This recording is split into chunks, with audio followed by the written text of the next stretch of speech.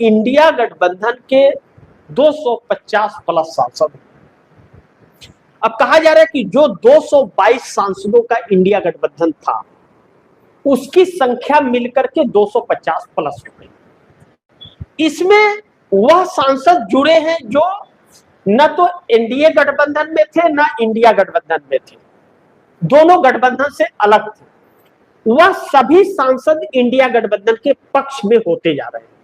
असुद्दीन ओवैसी हो, चंद्रशेखर आजाद रावण हो, ऐसे ऐसे बहुत से थे, कुछ निर्दलीय थे, वह सब इंडिया गठबंधन से जुड़ते जा रहे हैं। और जब इंडिया गठबंधन से जुड़ते जा रहे हैं तो संख्या इंडिया गठबंधन की बढ़ रही है। इंडिया गठबंधन की संख्या 250 प्लस सांसदों के होने से मोदी सरकार की नींद उड़ने लगी कि इंडिया गठबंधन की संख्या बढ़ने का मतलब है कि एनडीए की संख्या आने वाले वक्त में घटेगी। एनडीए के जो 293 सांसद हैं वो 293 ही है, उसमें बढ़ोतरी नहीं हुई है, घटोतरी हो रही है। घटोतरी पे अब जैसे गिरधारी यादव, नीतीश कुमार के, अब नीतीश कुमार अगर पार्टी से निकालेंगे तो उनकी सदस्यता नहीं जाएगी, तो इंडिया के साथ खड़े होंगे। इसीलिए तो वह पार्टी से बगावत कर रहे थे कि नीतीश कुमार एनडीए के साथ छोड़ दे। अब ऐसे में मोदी सरकार के लिए मुश्किल यह खड़ी होने वाली है कि इंडिया गठबंधन के जो सांसद हैं वह 250, हर एक सांसद अपनी कोशिश में लगा हुआ है इस बात के कि मोदी सरकार को कैसे बदला जाए, इस बात की तैयारी कर रहे हैं। इसी का एक वजह था कि ममता बनर्जी ने बयान दिया। ममता बनर्जी के बयान के बाद कि सितंबर के पहले सरकार बदल देंगे, राहुल गांधी के बयान के बाद कि जल्द सरकार जाने वाली है, इसके बाद मोदी सरकार के होश उड़े हुए, तभी फिर से ऑपरेशन लोटस चालू हुआ है नीतीश और शिंदे पर। और नीतीश और शिंदे बार बार टूटते हैं, बेइज्जत होते हैं, लेकिन जुड़े होते हैं। कहते हैं ना, लात जूता खाएंगे इज्जत से रहेंगे, वही चीजें हैं। बार बार भाजपा प्रताड़ित करती है, तोड़ती है, पीटती है इनके नेताओं को, उसके बाद भी यह उसी के साथ रहते हैं। अब यह साथ छोड़ देंगे क्योंकि आपदा आ रही है, लॉकडाउन वाली स्थिति है। लॉकडाउन कब लगेगा कोई नहीं जानता, कई देशों में लॉकडाउन लग चुका है।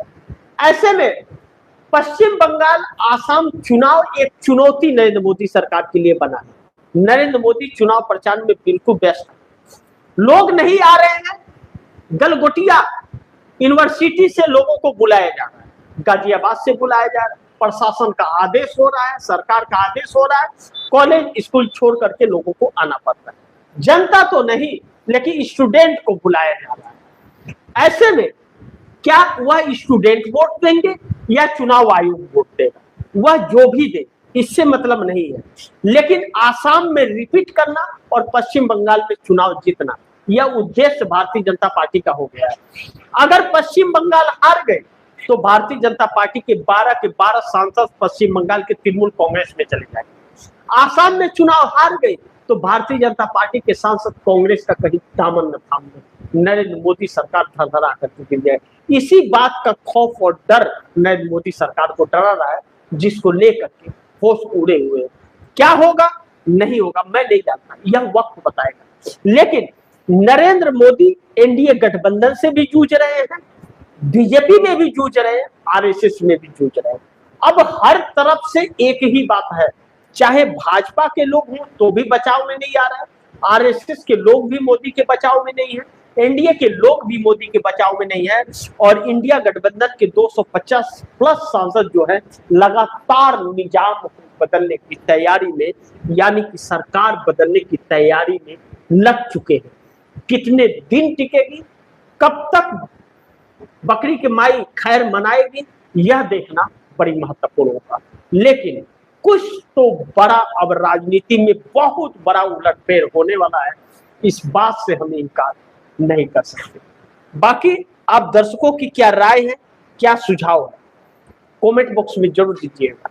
जैसा मैंने कहा कि मोदी बुरी तरह फंस गए, बुरी तरह फंस गए हैं। ईरान इजराइल के इस युद्ध ने मोदी के चेहरे से नकाब उतार दिया है। मोदी शाह दोनों के लिए यह नई संकट उत्पन्न हो गई, जिससे बचना नामुमकिन। ऐसे में आप दर्शकों की क्या राय है, क्या सुझाव है, कमेंट बॉक्स में जरूर दीजिएगा। इस खबर को ज्यादा से ज्यादा शेयर कीजिएगा, अपने दोस्तों को भी कहिएगा आगे शेयर करें। और आपने अगर केएफडी इंडिया न्यूज 24 को सब्सक्राइब नहीं किया, सब्सक्राइब कर लीजिएगा। अपने दर्शकों को भी कहिएगा, अपने दोस्तों को भी कहिएगा सब्सक्राइब करें। मिलते हैं अगली खबर के साथ, तब तक नमस्कार।